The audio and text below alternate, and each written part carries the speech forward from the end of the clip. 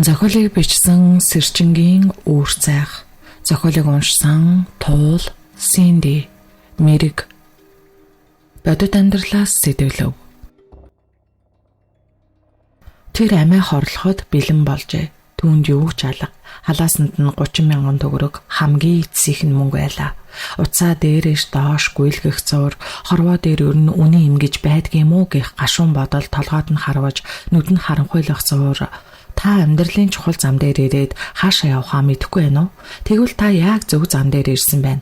Таны явах зүг чигт луужин болъё гэх зар урсан гараад ирэв. Мэрэг төлөг гэх бодол толгойд нь урсаж, бас л нэг муу луурчин гэж бодсон ч эцсийн найдвараа шалгах сонин бодол толгойд нь ороход нэг асуучхаад үхдэг юм уу гэсэн бодол төрөв. Одоо түүнд нөхөр нь чалга, хүүхэд нь чалга.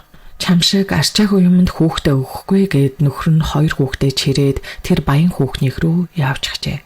Би баян байсан бол иймэрхүү юмд дээрлэхүүлэх байсан гэж үү? Хаашаал хөдлөн дандаа л новшийн гайгийн гар хүлүүд. Цагдаа дуудаад өгөн тэд нар нь яахчгүй. Гэр бүл дотроо уучраа ол гэдэл яваад өгнө. Нөгөө гэр бүлийн хүчирхийлэл үлдэгчийг хорддог, цагддаг юм хаана вэ? Түүнийг зодож цохиод нүд амийг нь хөхрүүлж гисэн бүүн хөхнэц байхтаж гисэн юу ч болоогүй юм шиг таг гүлэн царайлсан цагдаа нарыг барьж аваад хутгалаад тэр шоронд нь очмоор санагддаг ч гисэн нөхөртөө зодуулаад зодуур ямар хэцүү байдгийг мэддэг болохоор нөгөө талаар эрх биш арайч нөхөршгэ балмад өсөөгүй гэсэндээ шүд 100 тэснэ.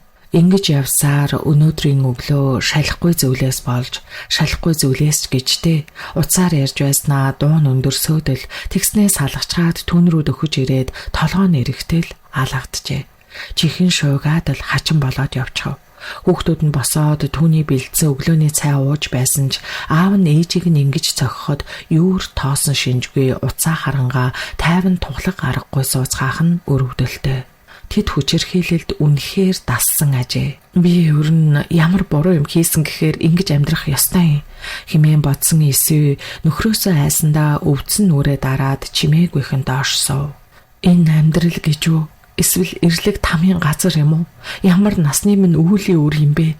Би хуйлтай хооронд амьдраад байгаа мó? Эсвэл гих бодол хөөрхий дор нөхөр нь дахин чангаар хашгичээж та хоёр босоод хувцас өмсөдөх алтаагийнх руу явъя. Ийм зулбсан хажуу та хоёрыг өсгмөөргүй байна химээхэд нөгөө хоёр нь тушаал авсан цэрэг шиг гот өсрөн босож дуртай наргагүй хувцас өмслөө. Алтай гэдэг нь нөхөр ил хурын явуулддаг хөөхөн.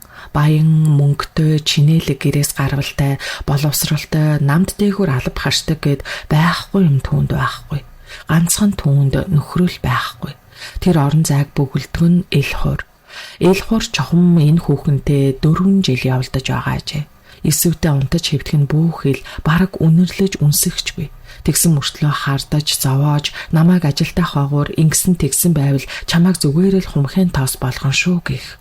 Хамгийн харамсалтай зүйл нь түүний төрүүлж өсгөж цагаан сүгэ өгч байсан хүүхдүүд нь хүртэл энэ хүүхнийг ихчээгээд долоохт өгөх нь эсвэг үнэхээр ганцаардуулж байсан ажээ.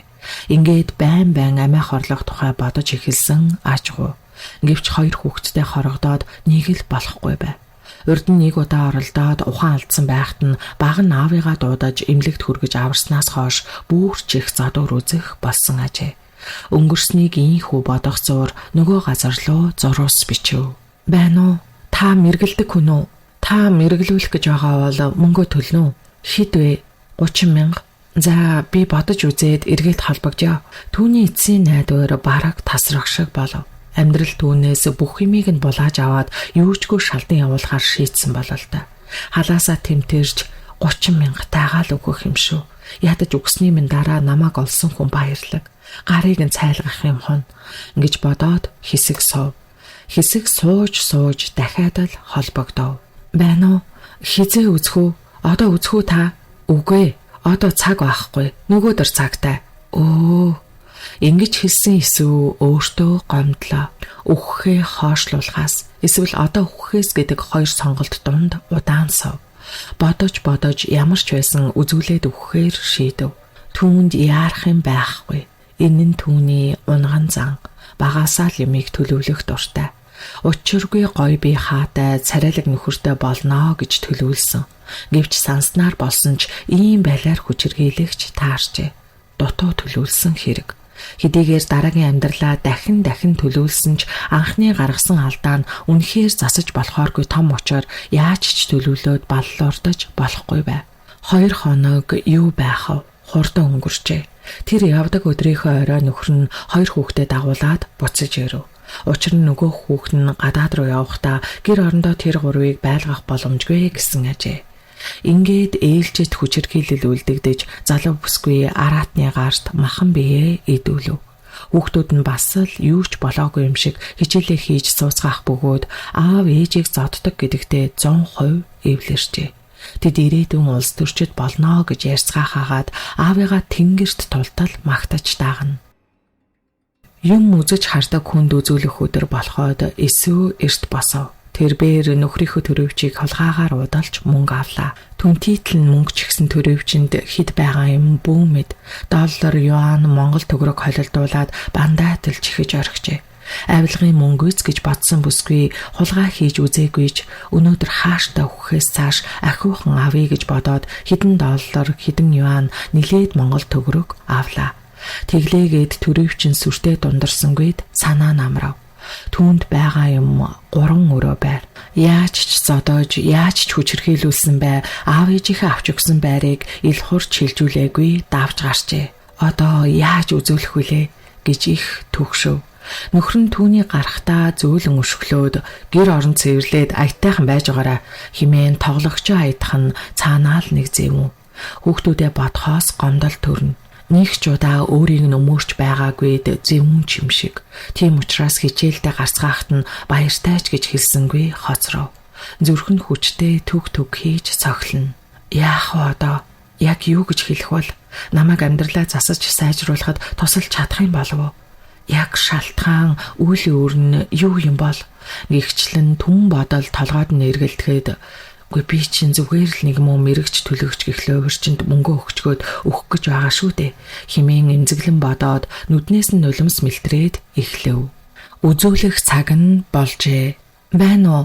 Химэн дүрстэй дуудлага хийгээд торхийн авсны дараа асуув. Байна. Сайн байна уу? Гэх залуугийн дуу чихэнд нь нэг дуулдаж нэг холдов. Юм мэдээгүй учраас биеийн сулдаж чихэн шуугсан нь тэр. Эхлээд тэрхүү төлөгчийн царай харагдахгүй төлөг тавих зүйлс харагдах ажээ. Түүнээс амар мэд мэдээж нэр, жил, тэргүүтээ мэрэг төлөгдөө хэрэг болох зүйлийг асуугаад зоосоо гартаа хийгээд сэгсэрч эхлэх нь эсвүүд цаанаа л нэг өөр мэдрэмж төрүүлэхэд баг зэрэг найдвар төрсөн аж ахуй. Мэрэгний ширээн дээр зоос дэлгэгдэж төлөгч хэсэг зуур чимээгүй болчихов. Бодвол муу гарсан бололтой. Эсвүү үер бусын тайван хүлээв. За чи чинь өөрийнхөө хүслээр л амьдарч байгаа хүн юм байна шүү дээ. Гэх нь тэр. Энэ үг эсвүүг хутгалаад авах шиг санагджээ. Би үнэхээр ийм амьдрал хүссэн гэж үү? Химэн бодох зуур. Юу гэсэн үг лээ хаа? Та тодруулж болох уу? Химээхтэй хоолой нь үл ялэг чичрэв. Бас үхэн гэж хүсээд байгаа юм уу? Ингэж хүсдэг хүн байдаг юм уу? Чи энэ төлгөө шүн тавиулвал яасан? Миний төлөөг буруу гарчих шиг боллоо. Барагтай л бол ингэж алддгүй юм да. Химээгээд төлгөө хумих агшинд эсүү сандарч үгүй хаа би шүн тавиулах боломжгүй. Энэ миний сүүлчийн амьдралын дуудлага юм а. Та зөв тавьсан. Би өөх гээд байгаа. Амиа хорлох гээд гэхэд төлөөгч чимээгүй болсноо камера эргүүлж өөрлөгөө харууллаа. Шар хувцас өмссөн дунд иргэм насны царайлаг хүн байв. Алив камера өгдөө наашаага. Гэх дуултахад өсцөсөө янзлаагүйдээ санаа зовсон эсүү эргэлдснээ өөхөх хүн юунаас ингэж санаа зовдөг вүлээ гэж шууд камера өгөөд суулаа. Манер дахиад л чимээгүй болж хэсэг сууснаа. Нөхөр чинь чамайг зоддөг юм уу? Миний нэг зоос дээр үхэл байршиж чад байх юм. Гайхаад бол асууж байна. Яагаад доод төв рүү явах гээд байгаа илээ миний охин? Гэх зөөлхөн намуухан дууг сонсоод энэ дууг хаан сонслоо гэж бодоод зог тусснаа хоолойн зангираад нулимсан аяндаа сад тавилаа. За миний охин надад бүх юма яриад сэтгэлээ онгойлго. Дараа нь өвхөж болно. Би хойрохгүй. Энэ гашуун зовлонгоос ангижирхад тун хэцүү юм. Уг нь нэг арга байх нь байна л да. Тэгтээ нэгэнд өгөхээр шийдсэн хүнд бол нэмэр болохгүй хаа гэж хэлв. Үгийг нь сонсож баярлах гомдох хосолсоор өхвөл үх гэдэг дээр гомдсон ч тэрхүү нэг арга байх нь байна гэдэг үг голыг нь гогдож үхлээс тэр чигтэн сууг татах шиг болж ямар арга ахаа? Арга байгаа гэж үү? Би аргаа ороод байна. Энэ хүний гарын шүүс болоод 20 жилийг үдлээ. Эцсийн арга маань энэ боллоо гэх бүсгүйн дуу утасны цаана хонголд байгаа юм шиг цойраатав. Ямар арга ахаа? Арга байгаа гэж үү? Хэмээн Есүс утсандаа шивнэн 20 жилийн турш дотроо хуримтлагдсан бүх гомдол цөхрөл нь нулимс болон урсаж гарав. Түүний хоолойн зангирч амьсгал нь тасалдан нүднийх нь өмнөх дэлгэц нулимсанд бүрэлдсэн. Тэр одоо юу ч харсангүй. Зөвхөн тэрхүү нэг арга гэх үгнээс зүгджээ. Дэлгэцийн нөгөө талд шар хувцастай төлөгч түүний хэсэг зур дууг ажиглан суулаа. Түүний царайнд өрөвдөх, эсвэл шоолох айлт шинж үл анзаарагдана. Харин оронд нь бүхнийг урдчлан харсан мэд нэгэн төрлийн тайван бүр хөндий гэмээр амгалан байдал тодорно. Есүг хангалттай уйлж сэтгэлийнх нь хамгийн гүндэг шанал нь гадагшилж дуусхийг хүлээх мэд хідэн агшин өнгөрөв. Эцэст нь тэр намуухнаар боловч ихэд итгэлтэйгээр охин минь тэр арга бол үхэл биш. Үхэл бол зүхталт. Харин Тэнгэрийн хүссэн арга бол өшөө авалт. Есүс цочсондоо уйлхаа болов. Нулимс нь хацартаа хүлдчих шиг санагдаж хизээч өшөө авах тухай бодож байгаагүй юм байна. Ёстой санаанд оромгүй зүйл хэллээ гэж бодсон учраас юу хэлэхээ мэдэхгүй хэсэг зур төгтчихэж хариу авалтаа гэж тэр итгэж ядан асуув. Би яаж тэрнээс хариугаа авах юм бэ? Тэр чинь намайг алан штэ. Би яаж тэр араатнаас гараараа бишээ гэж түлгөж түүний үгийг таслан ширэн дээрх зооснууд руугаа дохив. Сүнсээрээ оюунаараа энэ хорвоогийн жамаар тэрээр урагш баг зэрэг бүхэж камер руу илүү ойртон Есүсийн нүд рүү ихцлэн харлаа. Чиний үхэл түүнд ямар ч гэмшил авчрахгүй. Чиний үхэл зүгээр л нэг асуудал арилгах болно. Тэр нөгөө Алтай гэдэг хүүхэнтэйгээ жаргаад л үлдэнэ. Чиний хүүхдүүд чамайг хэдхэн хоногт мартаад шинэ ээжтэй болно. Үүнийг чи хүсэж гин үү? Энэ чиний хүссэн сонголт мөн үү? Есүс толгоогоос ихсрэв. Үгүй. Мэдээж үгүй шүү дээ. Тэгвэл одоо сонс гэж төлөгч үргэлжлүүлв. Миний заасанд ингэж бууж байна. Чиний энэ 20 жилийн зовлонг Тэнгэр харж газар мэдэрч байна. Гэвч чиний доод төв рүү амьтан төрөл рүү очихоор яарсны чин оронд энэ тамлалыг үйлдсэн хүнээр үйлийнх нь үрийг эдлүүлэх ёстой гэж байна. Чи өөрөө түн шийтгэлийг нь өгөх ёстой гэж буулаа. Энэ бол миний үг биш шүү. Энэ бол Тэнгэр лус газрын айлтгал. Тэнгэр лус газрын айлтгал. Есүс энэ үгсийг өөрийн мэдэлгүй давтан шивнэв. Энэ үгс түүний дотор ямар нэгэн унтарсан зүйлийг асаах шиг болов. Энэ бол зүгээр нэг өшөө авалт биш. Энэ бол шудраг яс. Энэ бол түүнд оноогдсон даалгавар. Амиа хорлох нь хуваа хичээсэн аймхаа зүгтэлт мэд санагдаж харин амьд үлдэж тэмцэх нь түүний хийх ёстой ариун үйл мэд бодогдож эхлэв. Түүний айдас арилаагүйж айдсын дээр нь шинэ хүйтэн зориг нэмэгдэж ирлээ. Би яах ёстой вэ гэж тэр одоо илүү чанга шийдэмгий дуугаар асуув. Төлөгчийн царайнд үл мэдээг инээмсэглэл тодров. За сайн байна. Чи үхлээ хоош тавилаа. Одоо чи өөрийгөө цэвэрлэж хамгаалах ёстой. Нэгэнт энэ замыг сонгосон бол чи дахиж Есүс биш. Чи бол шийтсэн зэвсэг. Төлөөч түүнд зааварчилж эхлэв. Чиний эхний хийх зүйл бол галын засал. Гал бол ариусгал. Чи одоо шууд бос. Галтгоонд орж арц давс хоёроос аль нэгийг нь олоодох. Есүс сандран бослоо. Нөхрөө хизээ мэдгүй орж ирэх вэ гэсэн айдас нь дахин сэргэв. Арц байхгүй давсал байна. Болно. Галтгооныхоо цонхыг нэ. Жижиг төмөр савнд давснаас нэг атгыг хийгээд гал дээр тавь. Би эндээс тарина хэлээ. Давс харлаж буудаж эхлэхэд чи надад буй бүх муухай өвчин зовлон айдас хүйдэс энэ хүний хар инээрийг бүгд энэ галд шатаж ариусаг гэж дотроо 3 удаа хэл.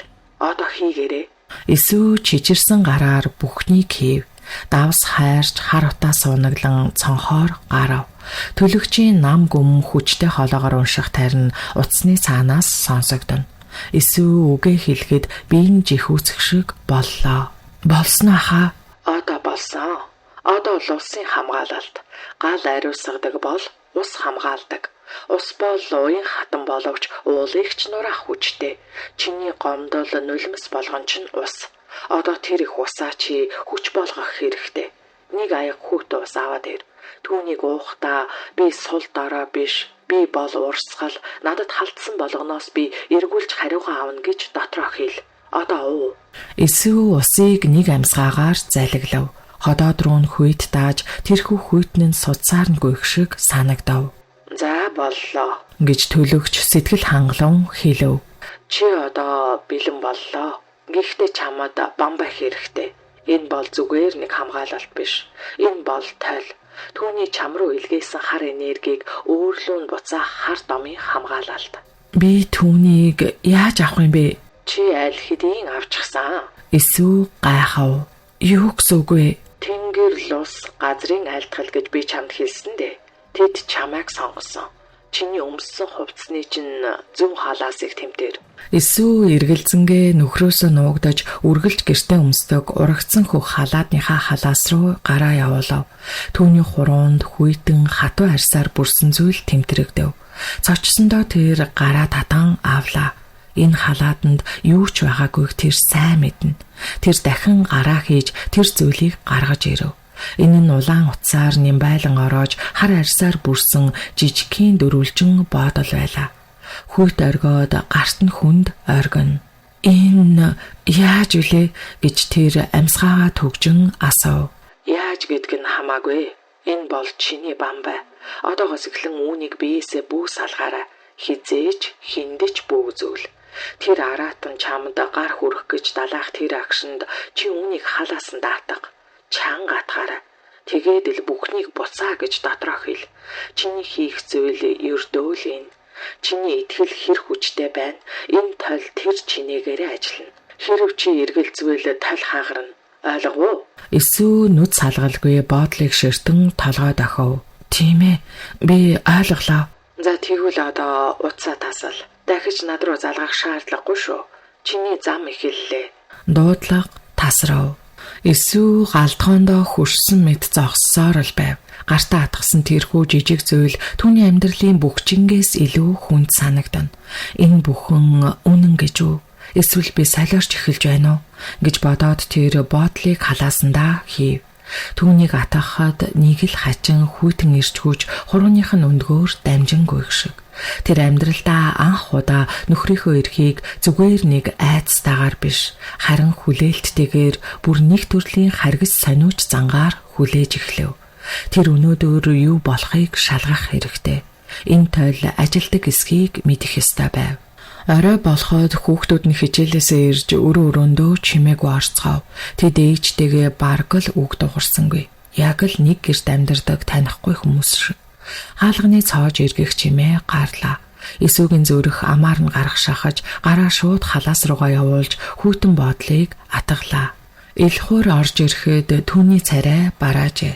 Ажил дээр нь ямар нэгэн таагүй зүйл болсон нь илт. Хоол бэлэн үү? Гэж тэр шүдэ зон хэлэхэд нь эсүүгийн бие өөрийн ирэхгүй агшав. Бэлэн шүл хийсэн. Шүл гинэ. Чи намайг одоо үхэр гэж бодоо юу? Өдөржин ажиллаад ирэхэд шүл уулгадаг чи ямар новшин вэ хөөе? Тэр гутлаач тайлалгүйгээр галтгоороо алхаж эсүүгийн өмнө тулж ирлээ. Эсүү халаасан дах боодлоо хуруугаараа цайтал атгаж бүхнийг буцаа гэж дотроо уншив. Элхуур түүнийг түлхлээ. Чи юундаг өлрөө зогсчихв? Надаас айхгүй нү? Тэр дахин хүчтэй түлхэхэд эсүү хан мөрөглөө. Төлгөөч худлаа хэлжээ. Юу ч ажиллахгүй байна. Тэр зүгээр л нэг лойвэрчин байж. Элхуур хүнд гараад алааж эсүүгийн нүүрэнд буув. Өчигдрийг шиг чихэн шөөгөөж толгоо нэргэн шалан дээр унлаа. Итгэл найдвар нь тэрхэн зуур бүхв. Энэ бүхэн худал байсан. Тэнгэр лусч гэж үгүй. Хамгаалалтч гэж үгүй. Зөвхөн энэ зодуур, энэ тамлалтал үнэн. Элхуур түүнийг өшөглөж эхлэв. Чи яаж хараад байна? Чиний нүд чинь нэг л сонин харагдаад байна шүү. Намайг үл тоогоод байгаа мó чи? Тэр дахин өшгөлсөөрөл байлаа. Эсвэл амиа хамгаалan хургаж тарих толгоогоо тэрв. Халаасан дах боодлол нь зүгээр л нэг арьс утас болон хувирч түүний гуйыг хатхан өвдөхөөс өөр юу ч хийсэнгүй. Түлэгчийн хэлсэн бүхэн үйлчилсэнгүй. Байлаа л доо. Байл. Гуй гэж тэр амьсгаа давхцсан ам тавих гэж байгаа юм шиг хэлэхэд ил хуур дээрээс нь гიშгэх гэж хөлөө өргөв. Яг тэр мөчүүд эсвгийн нүдэнд нэгэн хачирхалтай зүйл тооров. Нулимс өвдөлтөөр дүүрсэн нүд нь гинтхэн хитэрхий тодорч тэрээр ертөнцийг өөрөөр харж эхлэв. Ил хуурын өргөсөн хөл. Гэхдээ зүгээр ч нэг хөл биш байлаа. Түүний хөлийн шагаа шилбээр нь ямар нэгэн зүйл ороосон байв. Энэ нь хар утаа мэд гэхдээ өтгөн амьд зүйл шиг. Хар саарл өнгийн ирээлжилсэн туузууд түүний хөлийг могоо адил ороож булчингэн даган хөдөлж чангарах шиг. Эсвэл айсандаа нүдэ анивчсан ч дахин нээхэд тэр зүйлс арилаагүй байв. Тэрээр айдас гайхширлын дундуур нүдэ дээшлүүлв. Нөхрийнхэн зангидсан гар. Түүний гарт ч бас адилхан зүйлс байлаа. Хар утаан судлууд бугуунаас нэхлэн хурууных нь өндөг хүртэл ороож яг л хоёр дахь арьс эсвэл хар бэлэмит бүрхжээ. Ил хуур гараа зангидахад тэрхүү хар зүйлс улам чангарч сарвуунаас нь үл үзэгдэх утаа савсаж байх шиг. Энэ юу вэ? Энэ чухам юу юм бэ? Ил хуур түүнийг сүүлчийн удаа хүчтэй өшөглөөд дахиж ийм сонин харцаар харах юм бол нүдийг ч ухаад гаргачихна шүү. Химэн архираад унтлагын өрөөрөөгөө орж хаалгаас аван хаав. Эсвэл шалан дээр хэвтэж үлдлээ. Би энэ тэр чихтэй өвдөж ясанд хугарсан мэт янгинана. Гэвч түүний тарих өвдөлтөөч мэдэрхээ болжээ. Тэр зөвхөн тэрхүү аимшигт дүр зургийг л бодно. Төлөвч худал хэлсэн. Хамгаалалт ажилласангүй. Гэхдээ тэр яагаад ийм зүйл харсан бэлээ? Тэр галзуурч байгаа юм болов уу? Эсвэл нөгөө хар дом гэдг нь хамгаалах биш, харин харах боломжийг олгосон юм болов уу? Тэр чухам юутай тэмцэх ёстойгоо одоо л харсан мэт санагдав. Тэр зөвхөн ил хуртай биш. Түүнийг удирдах хүчийг нэмэгдүүлж буй тэрхүү аимшигт хар утаан сүдрүүдтэй тэмцэх ёстойгоо ойлгожээ. Тэр шөндөө Иесүү уйлсангүй зүгээр л шалан дээр хэвтэж өвдөлтөө мэдэрч нүдэ анилгүйгээр таазыг ширтэн юу харснаа бодож хонов. Иесүү хичнээн удснаач мэдсэнгүй. Тэр галтгооны хүүтэн шалан дээр бие хураан хөвцсээр байв. Хавирга нуруунд тасрах мэт өвдөж хацрын дотор тал хаагарч аманд нь цус амтагдана. Гэвч энэ бүх бие махбодын өвдөлт нь түүний сэтгэлийг эзэгнүүлсэн тэрхүү аимшигт гайхширалтай зургийн дэргэд юу ч биш байлаа. Түүний өвдөлт бол 20 жилийн турш туулж ирсэн дассан зовлон байв. Энэ хугацаанд тэр зөвхөн айдас мэдэрч байсан болохоос ийм зүйлтэй нүүр тулж байсангүй. Тиймдээ ч үхлээс айхгүй амиа хорлохоор шийдсэн нь тэр ажээ. Нөхрийнх нь гар хөлийг ороосон тэр амьд хар утаа. Тэр юу байсан бэ? Магадгүй сүнс, эсвэл чөтгөр, эсвэл ил хурын өөрийнх нь дотоод араатан биетэй болсон нь тэрв. Төлөгчийн өгсөн тэрхүү хачин бодол түүнийг хамгаалсангүй. Энэ бол тодорхой. Тэр задуулсан. Өмнөх олон мянган удаа гихшгээл өвдөж шаналсан.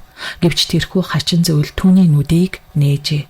Тэр өөрийг нь 20 жил тамлаж буй зүйлийн жинхэнэ дүр төрхийг харсан байв.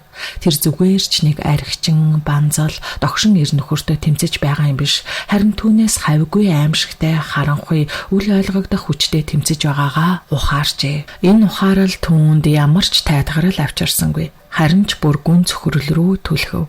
Хэрв тэр ийм аимшигт хүчээр хамгаалагдсан аратантай тэмцэх ёстой юм бол түүнд ямар ч найдвар алга, ялах нь бүхэл амьд үлдэгч боломжгүй. Шүн өнгөрч үүр цайв.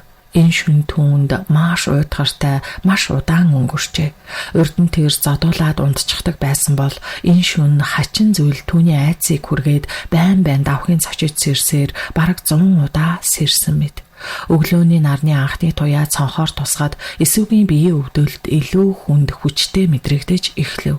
Тиймээс арайхийн үндийн босож галтгооны өрөөг тойруулан харав. Унсан сандал, асгасан хоол, уйтгарт амьдрал ер нь юу ч болоод байгаа. Байдгал нэг угтдаг задуурын өглөөний дүр зурагч гэлээ энэ удаа тэр маш цочирдож хүлээж авав.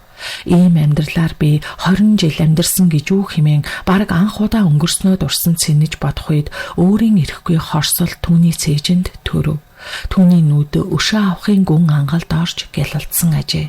Тэр шүнжин шалан дээр хонжээ. Унтлагын өрөөнөөс ил хурын аимшигтай дуу гарна. Хүүхдүүдийнх нь өөрөө чимээ аниргүй. Тэд босчихсон магадгүй өглөөний цагаа бэлтгийг нь хүлээж байвч ээж нь галтгооны шалан дээр задуулсан хэвтэж байхдаа үхсэн амьд эсхийг шалгахаар хинж гарч ирсэнгүй. Тэдэнд хамаагүй. Эсвэл тол руу харав. Нэг нүдэнд хөхөрч хавджээ. Уруулан сэтэрсэн байна.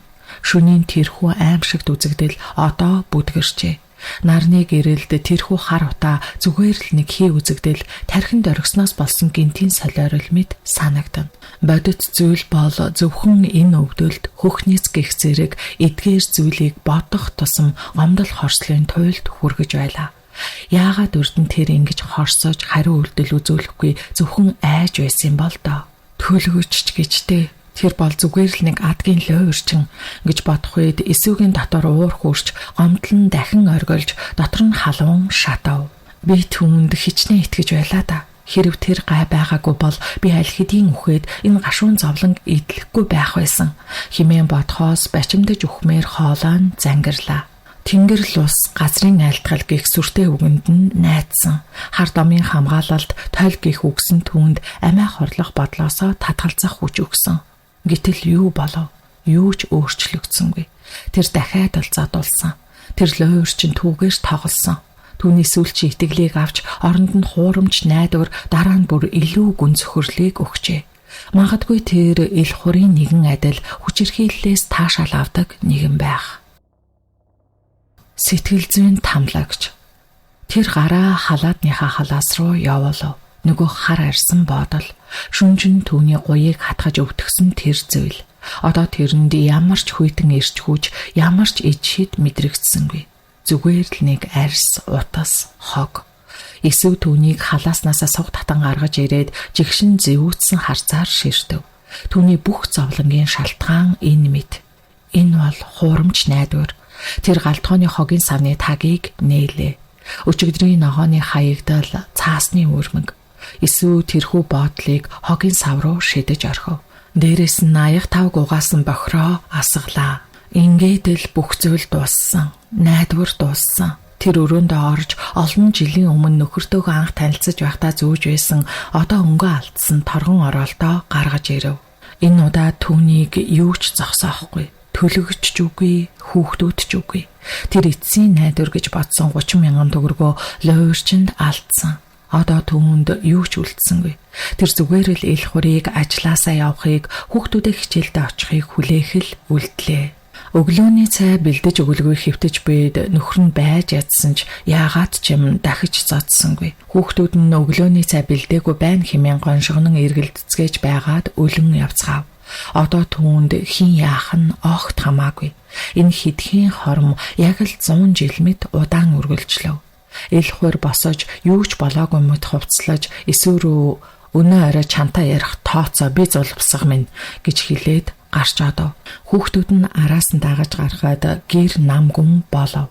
Эсүү ороолтоо гартаа атгаад тагтан дээрх бат бөх төмөр хаалт руу ширтэн суулаа. Тэр сэтгэл зүйн хувьд аль хэдийн өгчгсэн байв. Одоо зөвхөн биеэл дуусгах үлджээ. Тэр бослоо. Орой болох хүртэл эсүү яагаад ч юм амиа хорлох гээд чадсангүй. Айсандаач биш, харин бүх биеийн хөдлөх тэнхэлгүй болтлоо сулджээ. Тэр өдөржин галтгооны шалан дээр дахин хөвтөж өнгөрсөн 20 жилийн амьдралаа нэгт нэгэнгүй бодон өнгөрүүлв. Хаалганы цоож эргэх чимээ гарч хүүхдүүд нь орж ирэв. Тэдний араас ил хур орж ирэх ёстой. Эсвэл бие хурааж дахин ирэх задуурт бие бэлдэв. Тэр одоо хашгирахч тэнхэлгүй болжээ. Гэвч энэ удаад хаалга онгоох чимээ өөр байлаа. Хаалга зөөлөн онгоохын оронд ямар нэгэн хүнд зүйл хаалганы дотор талыг хүчтэй мөргөж түгжээн тасхив. Дараа нь нэг зүйл үүдний өрөөнд унах чимээ гарахад ааваа гэж том хүн айдас давтан хашгирав. Түүний төлөө нэг ч ган хийдэггүй тэр заван хүүгийнхээ дууг сонсоод чухам юу болсныг мэдэх гэж эсүү гайхан толгоогоо хөндөлгөж үүдний өрөө рүү мөлхөн очив.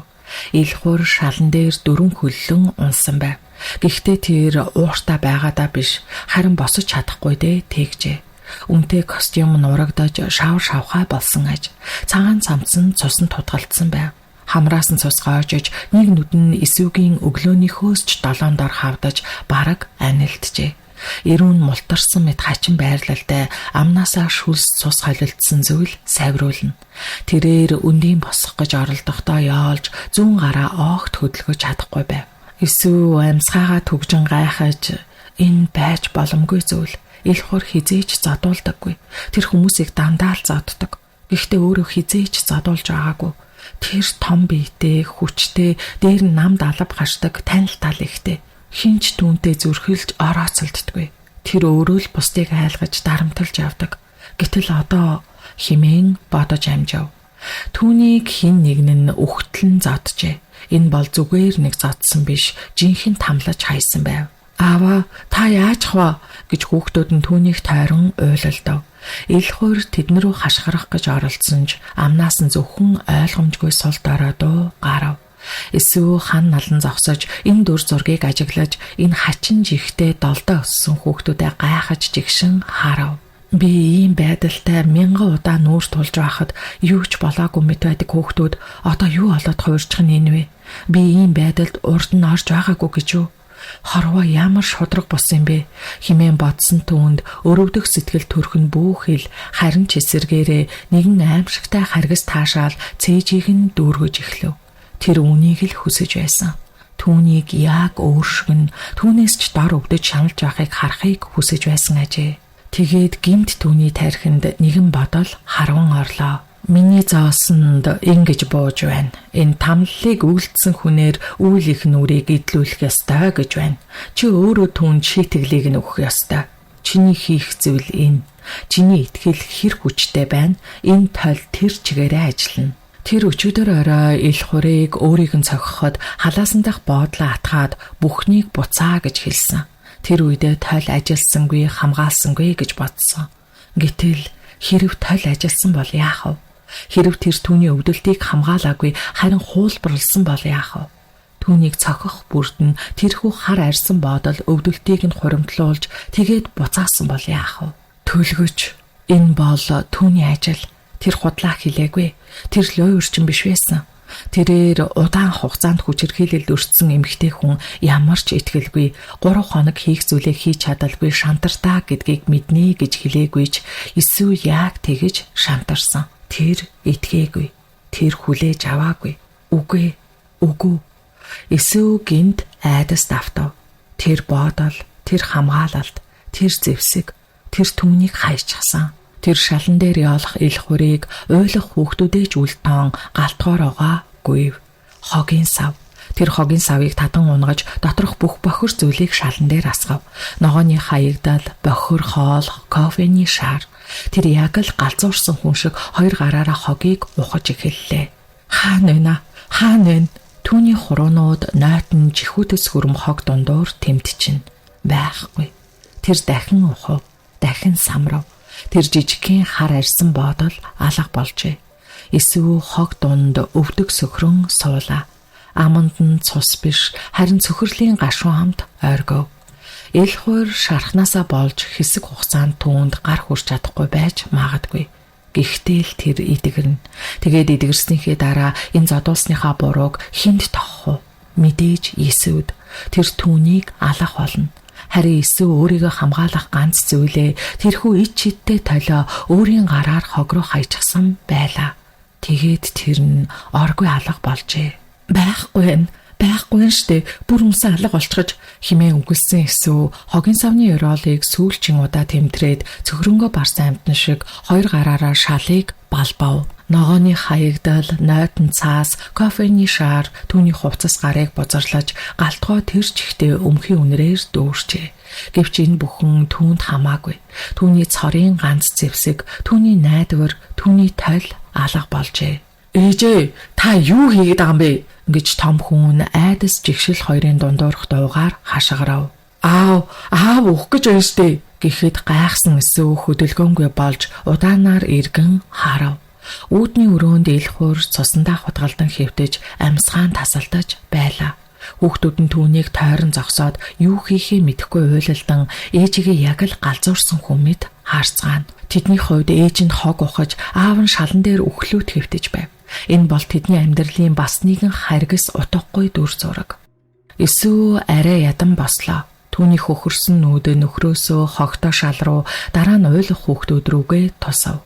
Нөхрийнх нь нүд өчигдөрхөн түүний харсан тэрхүү аимшигт гаруудаа хаачсан бол одоо түүний өмнө ямар ч чөтгөрийн хүчгүй зүгээр л нэг хөөрхийлөлтөй цуснд бодогдсон эвдэрхий ир хэвтэж байлаа. Тэрхүү хар хүч түүнийг орхиж харин оронд нь зодуур өвдөлт аимшигт гэмтлийг үлдээжээ. Ээжээ амьсгалахгүй юм штэ гэж охин нь чинээндээ тулдал хашгирахтал эсвэл сэрэг шиг болов. Үгүй тэр өвхөж болохгүй. Ядаж одоо биш. Хэрвээ тэр өвчхвэл энэ бүхэн миний буруу болж намайг л цагдаа нар байрах болно. Би өшөөгөө авч чадахгүй. Химэн шивнээд гар утсаа шүүрэн авч чичирсэн хуруугаар 103 руу залгав. Мань уу? Нөхөрлөө минь хүмүүс дайрчглаа. Тэр амьсгалахгүй байна. Гой хурдан ирээч. Түүний хоолой яг л үнэн сэтгэлээсээ айсан мэт итгэмээргүй салганан гарч байв. Магадгүй тэр үнэхээр айсан байх. Гэхдээ нөхрөө өгөхөөс биш, харин өөрийнх нь төлөвлөгөө нуурж зэвсэггүй хоцорхоос айж байлаа. Түргэн тусламж ирэх хүртэл 10 гаруй минут үрд мэд үргэлжлэв.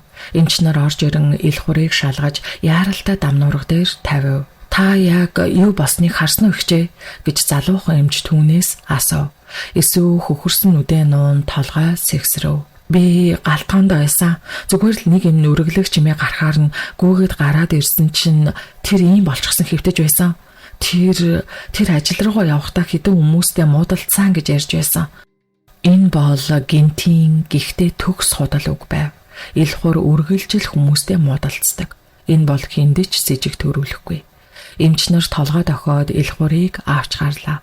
Хаалгаар гарахын өмнө ил хурын нэг нүд нь арай хинээгдэв. Түүний хавдаагүй үлдсэн ганц нүд нь эсүүгийн нүдтэй тулгарав. Тэр нүдэнд уур хилэн байсангүй.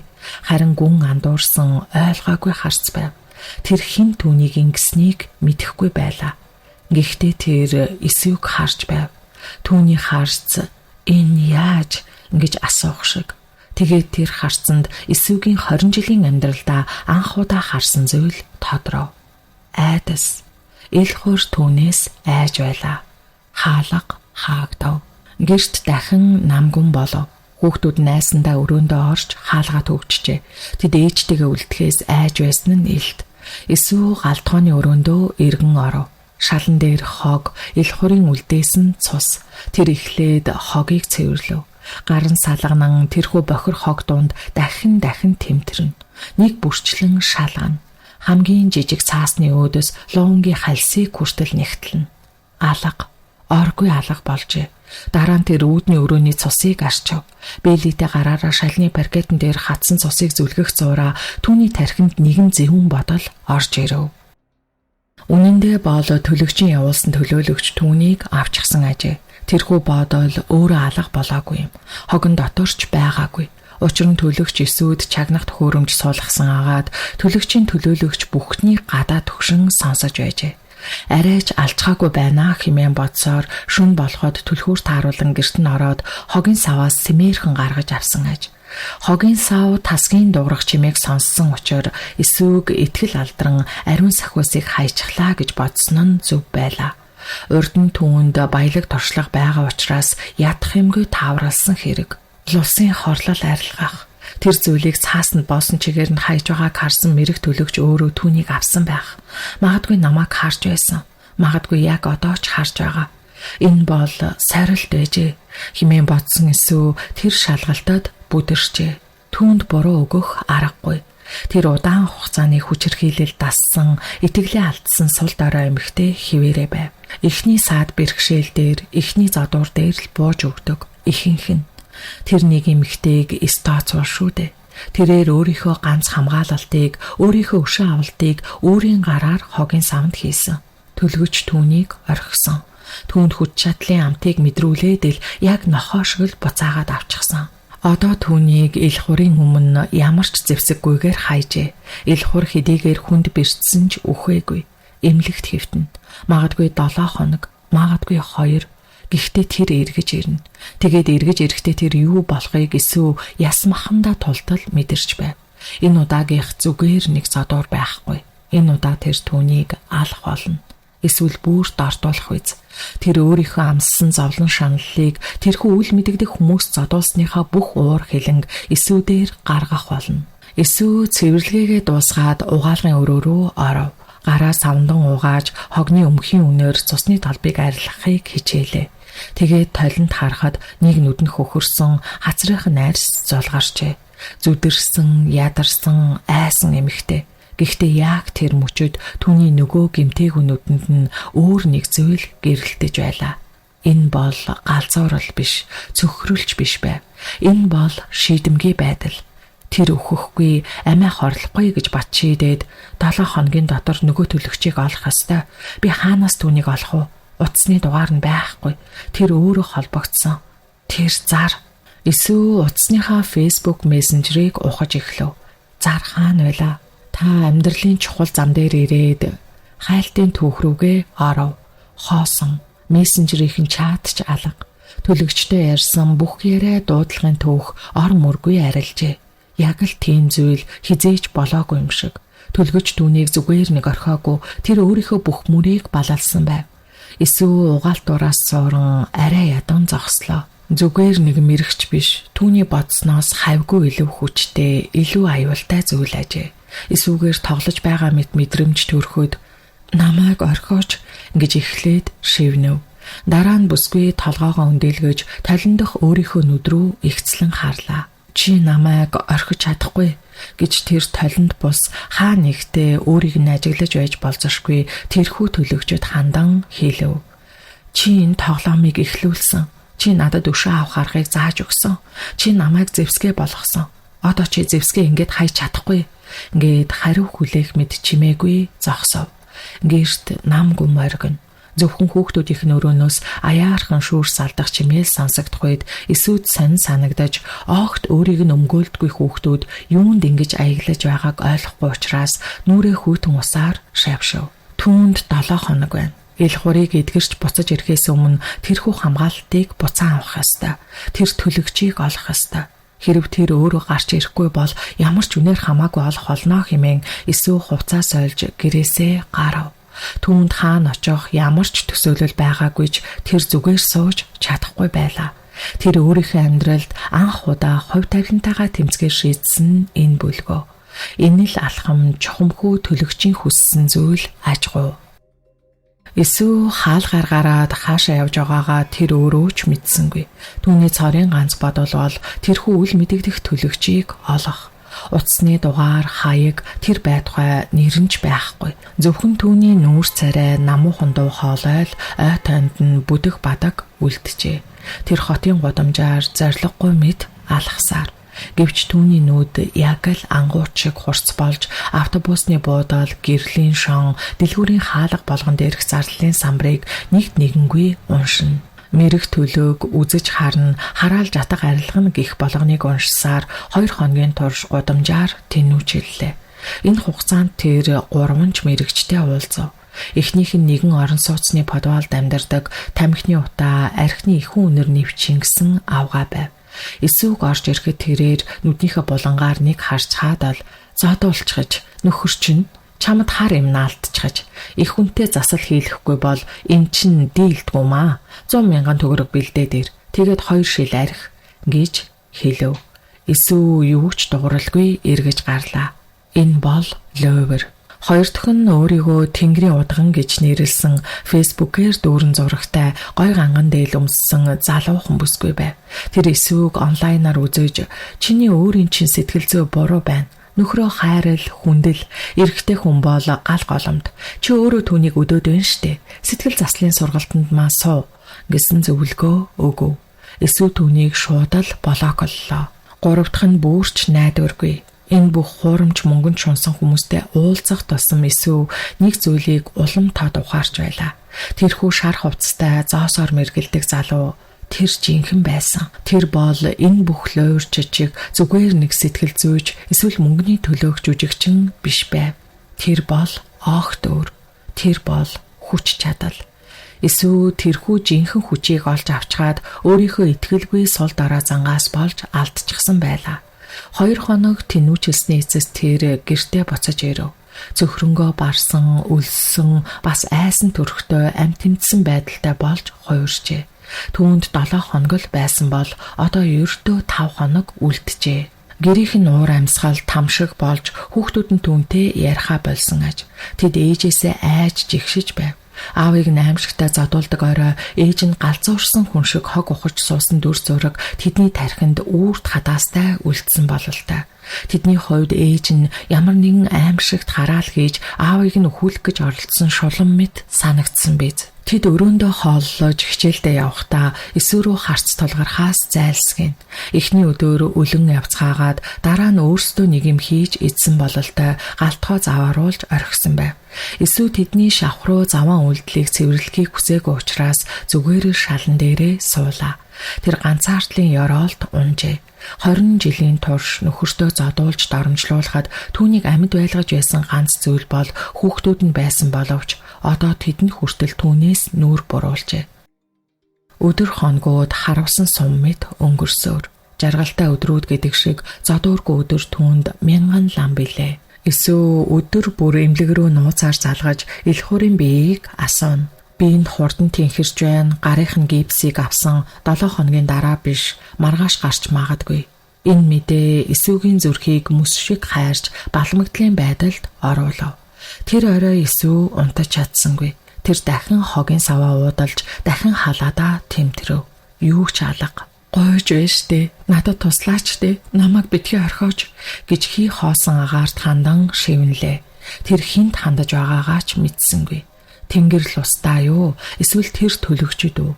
Хинч хариулсангүй. Маргааш өдөр нь боллоо. 7 хоногч гүйцээгүй байв. Эсвэл өглөөний цай бэлдэж байтал хаалганы цоож эргэхэд би энэ тэр чихтэй хөшөж гартаа барьж байсан аяга алдан шалан дээр хааглав. Хаалга онгойж элхуур орж ирлээ. Тэр үнэхээр хурдан эдгэрчээ. Нүүрэндх хөхнэц нь арилж амжаагүй шаралсан толов үлдсэн байв. Тэр зүүн гараа хүзүүндээ мөрөлсөн байсан ч гипсгүй байх ажээ. Баг зэрэг доголж байсан ч хөл дээрээ бат зогсож байлаа. Түүнийг үхтлэн зодсон тэр зүйл түүнийг алж чадаагүй. Харин зүгээр л хэсэг зуур номхруулсан байв. Ааваа гэж хүүхдүүд нь өрөөнөөсөө гүн гарч ирээд тэрэн авах нь үнэхээр цаанаа л нэг зэвүүн. Элхуур тэдний толгойг үл ялиг илээд харцаа Эсүүгээс салгасангүй. Түүний нүд Эсүүгийн эмнэлгийн үүдэнд харсан тэрхүү айдас андуурал одоо оргүй арилжээ. Оронд нь хүйтэн гүн утаа гарч байна уу гэмээр сүмэлдсэн үзэн ядалт дүүрэн байв. Тэр эмнэлэгт 7 хоног хэвтэхдээ бүхнийг бодож нэг л дүгнэлтэд хүрсэн нь илт. Эсүү. Энэ бүхний ард Эсүү байгаа гэдэгт тэр 100% итгэжээ. Өрөөндөө орцгоо гэж тэр хүүхдүүдтэй хандан нам дуугаар хэлв. Түүний хоолой сөнг ширүүн гарч байлаа. Хүүхдүүд дуртай дургүй өрөөндөө орцгоолоо. Гэрт анир чимээгүй ноёлов. Зөвхөн шалан дээр хагарсан аяхны хилтерхийн нүүдэл Эсүүгийн айдсны гэрч болон хэвтэн. Намайг хинч ингэж зодож байгаагүй гэж элхуур удаанаар хэлээд хаалгаа төгжөв. Хизээч нэгч хүн тэр Эсүү рүү аажуухан алхав. Би юу ч хийгээгүй гэж Эсүү ухарсаар хананд тулав. Би таныг эмнэлэгт байхад амаа тат. Элхуур эрүүл гараараа түүний хоолооноос багалзуурдав.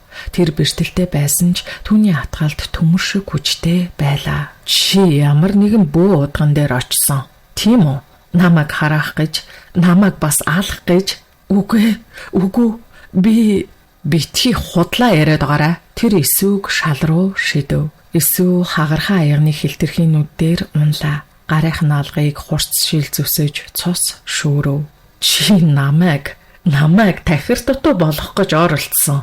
Тийм үү зулбсгаа гэж тэр аратан мэд архирлаа. Чи намайг сул дорой болгосон хойгуур нөгөө амаргууттайгаа уулзах гэсэн юм уу? Энэ бол түүний солиорол.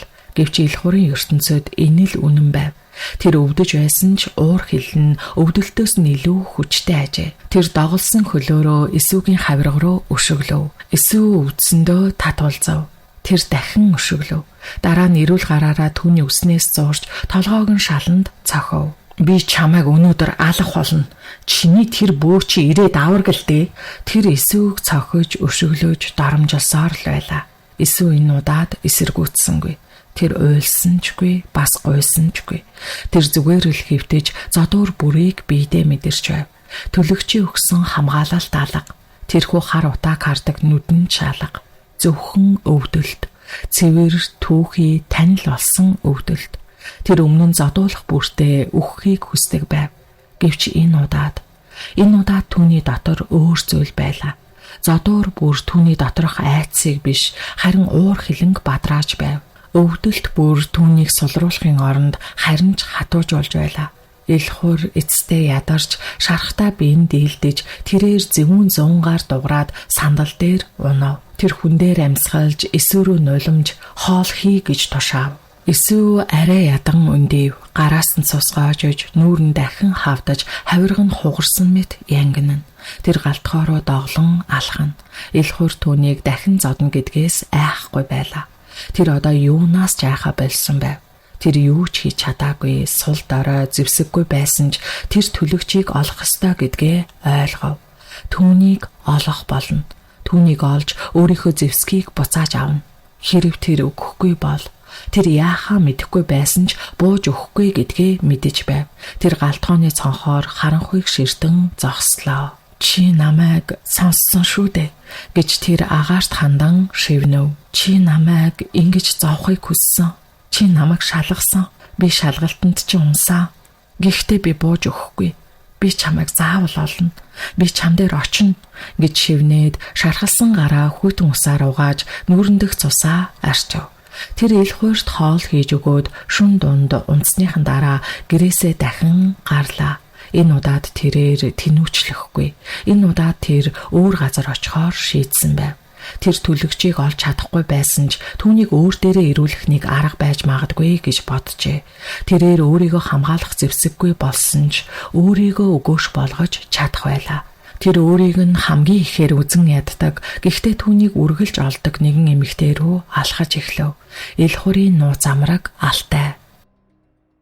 Шүн дунд Исү гэрээсээ гараад явсаар л байв. Хагарсан аягны хилтерхий зүссэн алган часгийн өвдөж хөхнөц болсон нүүр нь хүйтэн агаарт мэдээ алдан бадаарна. Хавирга нь хугарсан уу эсвэл зүгээр л няцарсан уу ямартай ч амьсгаа авах бүрт дотроос нь хатгах шиг. Гэвч энэ бүхэн түүнд хамаагүй байв. Учир нь тэр өвдөлтөө мэдэрхээ болжээ. Эсвэл өвдөлт түүний нэг хэсэг болсон тул юу ч биш мэт санагдана. 20 жилийн турш айж амьдарсан. Ил хураас айж, хүүхдүүдийнхээ төлөө санаа зовж, өөрийнхөө хувь тавилангаас айж байв. Одоо тэр айдас алга болж, нөхрийнх нь зодож тамлаж байсан тэр мөчөд түүний дотор байсан сүүлчийн айдас шатаж дууссан байлаа. Оронд нь зөвхөн хүйтэн харанхуй гүн ангал мэд хоосон орон зай. Тэгээд тэрхүү хоосон орон зайд дүрлцэн асах ганцхан зүйл үлдсэн нь уур хилэн үзэн ядалт өшөө авалт. Исү гудамжаар доглон алхалсаар л хэдийгээр түүнд очих газар байсан ч тэр газар нь түүний жинхэнэ зорилго биш байв. Түүний зорилго бол тэрхүү төлөгч. Тэр лойрчин биш, жинхэнэ байсан. Тэр Исүг шалгасан ажээ. Би шалгалтанд чинь унсаа гэж бүсгүй дотроо шивнэж би итгэл алдсан, сул дорой байсан. Гэхдээ л би бууж өгөхгүй гэсээр урагшлав. Тэр төлөгчийг олж чадахгүй. Түүний бүх мөр арчигджээ. Тиймээс Исү өөрөө мөр үлдээхээр шийдэж өөрийгөө өгөөш болгохоор шийджээ. Хэрв төлөгч түүнийг үнэхээр ажиглаж түүнийг зэвсэг болгохоор сонгосон бол тэр энэ өгөөшийг тоомсорлохгүй байж чадахгүй билээ. Тэр өөрийг нь ийм байдалд хүргэсэн 2 дахь дайсан руугаа алхасаар л тэр бол алтай, нөхрийнх нь явуулдаг хүүхэн. Баян мөнгөтэй намд дээгүүр алба хашдаг тэрхүү хүчирхэг эмэгтэй. Исүг 20 жил доромжилсан амьдралынх нь нэгэн том шалтгаан. Ил хурыг түүнээс булааж хүүхдүүдийг нь хүртэл өөртөө татсан тэр эмэгтэй. Алтай хотын хамгийн үнэтэй харуул хамгаалалттай дүүрэгт амьдардаг байв. Эсвэл такси барих мөнгөгүй. Тэр харанхуй гудамжаар бараг 2 цаг алхав. Өвдөлтөн түүнийг улам хатуужуулж уур хилэн л урагшлуулжээ. Эцэст нь тэрхүү өндөр төмөр хашаатай тансаг хотхны үүдэнд ирлээ. Гэрэлтүүлг нь өдрийг шиг гэрэлтэй цэвэрхэн зам зассан зүлэг. Бүх зүйл Эсүгийн амьдралаас эрсдэс өөр ажгүй. Хөөе зогсоорой. Хаана очих гэж байгаа? Гэж харуулын бүхэгээс нэгэн дүрм товцтой залуу гарч ирэн түүний замыг хаав. Тэр Эсүгийн цустаагаар хөхөрсөн нүүр урагдсан хувцсыг жигшсэн байдалтай харж энд гуйлга гуйх газар биш шүү дээ. Би алтаатай уулзах гэсэн гэж Эсү хэлв. Түүний хоолой өөрөөс нь гарамгүй хүүтэн ширүүн сонсогдоход хин гинэ? Алтай дарахтаа юу? Химэн харуул инээмсэглэв. Чи юу юм бэ? Солиотой юм уу? Эсвэл согтун юм уу? Би ил хурын ихнэр түүнийг дууд. Би түүнтэй ярих ёстой гэж уурлахад харуул баг зэрэг эргэлзэв. Энэ эмэгтэй галзуурсан байж магадгүй. Гэхдээ түүний харц гэж бодоод дахин сайтар харуул ямар ч айдас, ямар ч гуйсан шинжгүй байв. Зөвхөн тушаадгал тийм хүний өнгө айс байх үед тэрээр хүлээж вэ гэж дурамчхан хэлээд бүхээг рүүгээ орж уцаар ярьж эхлэв. Хэдэн минут өнгөрөв. Эсүү хөдөлгөөнгүй зогссоор л харуул буцаж гарч ирлээ. Түүний царай гайхсан байдалтай дарга таныг оруул гэж байна. Гэхдээ тэр Эсүүг занал хэлсэн харцаар ширтөв. Ямар нэгэн буруу зүйл хийвэл би шууд цагдаа дуудана шүү. Хашааны том төмөр хаалга аажуухан нээгдэж Эсүү дотогш алхав. Энд бүх зүйл үнэтэй тансаг. Гэвч энэ бүхэн түүнд ямар ч сэтгэгдэл төрүүлсэнгүй. Тэрээр байшингийн өөдөнд ирэхэд өөрнийг хамгаалагч түүнийг угтаж шууд л лифтэнд суулган дээвэр дээрх пентхаус руу дагуулж гарав. Хаалга нээгдэхэд Эсүүг цоо шин ертөнц угтлаа. Том цэлгэр өрөө шалнаасаа таац хүрсэн цонхоор хотын гэрэл бүхэлдээ харагдана. Үнтэй тавилга, уран зураг, агаарт нь үнэртэй ус, дарсны үнэр холилдсон тансаг үнэр ханхлана. Тэнд алтай зогсож байв. Тэрээр хар торгон халаад өмссөн үсээ дээш шууж гартаа улаан дарсны хундаг байржээ. Тэр яг л кинон дээр гардаг шиг хүчирхэг өөртөө итгэлтэй. Тэр Эсүг хараад хөхөрсөн нүүр цустаа гарыг нь ажиглан үл ялэг инээмсэглэв. Энэ бол өрөвдсөн инээмсэглэл биш. Харин жигшсэн, тохуурхсан инээд ажээ. Бурхан минь, Эсүү, юу болох нь энэ вэ? Өөрийгөө хараач. Юу болсон? Нохоонд дуруулчих уу? Эсвэл ил хор ингэчглээ гэж Эсүү шулуухан хэлв. Алтай хөмсгөө өргөөж, "Өө, тийм үү? Тэгээ чи надад гомдол мэдүүлэхээр ирсэн хэрэг үү? Би түүний ээж нь биш шүү дээ. Тэр эмнэлгээс гарсан. Би мэднэ" гэж алтай хундгаа эргүүлэн хэлв. Тэр над руу түрэн ярьсан. Би энэ зүгээр болсон гэсэн. Тэр намайг зодсон. Тэр намайг алах шахсан хэмээн Эсүү шархалсан гараа түүнд харуулв. Алтай нэг алхам ухаарч нүрээ өрчөөлгөв. "Надад битгий цусалсан гараа харуул. Энэ чиний л асуудал. Чи түүнийг л өдөө биз. Үргэлжил ийм байсан. Сул дараа өрөвдөлтөй. Тийм ч учраас ил хур чамаас залхсан. Тэр намайг хараал хийсэн гэж бодож байгаа" гэж Эсүү үргэлжлүүлв. Түүний дуу хоолой тайван яг л цагаагаарын мэдээ хэлж буй мэд ажээ. Энэ тайван байдал Алтайг гайхшруулв. Тэр Эсүүг уйлж хашгирч өшөөл гуйнаа гэж бодсон ажээ. "Хараалаа, чи юу яриад байна? Тэр эмнэлэгт очсон нь үнэн. Хэдэн танхаа этгээдүүдэл түүнийг барьж авсан байх. Тэр үргэлжил хүмүүстэй муудалцдаг штэ." "Үгүй" гэж Эсүү толгой сэгсрэв. "Тэр миний буруу гэж бодож байгаа. Тэгээд тэр намайг зодсон. Харин одоо" гээд Эсүү нэг алхам ураг шалхав. Алтай өөрийн ирэхгүй нэг алхам ухарлаа. "Одоо би энд байна. Чиний өмнө." "Үгүй чи юу хүсэж байгаа юм бэ? Мөнгө үү? Хүүхдүүдээ авах гэсэн юм уу?" "Надад хамаагүй. Ав" хэмээн хурдхан хариулв. "Би юу ч хүсээгүй. Би зүгээр л чамд хэлэх гэж ирсэн" гээд Эсүүгийн нүд гинт аюултай гэрлэр гялалзав. "Тэр намайг зоддог. Тэр намайг 20 жил зодсон. Гэхдээ тэр чамайг ч гэсэн зодно" хэмээхэд Алтай чангаар инээд алдаж "Намайг удаа би чи биш шүү дээ Эсүү. Надад мөнгө байгаа. Надад эрх мэдэл бий. Хэрв тэр надад гар хөрвөл би түүнийг нэг өдрийн дотор шоронд ялзруулж чадна. Чи тэгж бодож байна уу?" гэж Эсүү шивнээд "Чи түүнийг мэддэггүй юм байна. Чи түүний дотор юу байдгийг хараагүй. Би харин харсан. Хэмээн Иесус өчигдөр орой харсан тэрхүү аимшигт хар утаан сүдрүүдийн тухай бодов. Чи түүний хувьд зүгээр л нэг хэрэглээ. Яг л над шиг чиний мөнгө дуусгаад эсвэл чи түүний уурыг хүрэхэд тэр чамайг яг л над шиг хананд савах болно. Чиний нам, чиний найзууд чамайг аварч чадахгүй. Яг л цагдаа нар намайг аварч чаддгүй шиг. Чи солиорчгож гэж Алтай хэлв. Түүний өөртөө итгэлтэй байдал баг багаар ганхаж эхлэх бололтой. Иесугийн харц түүний тайван байдлыг хараад энд ямар нэгэн зүйл буруу байна гэдгийг мэджээ.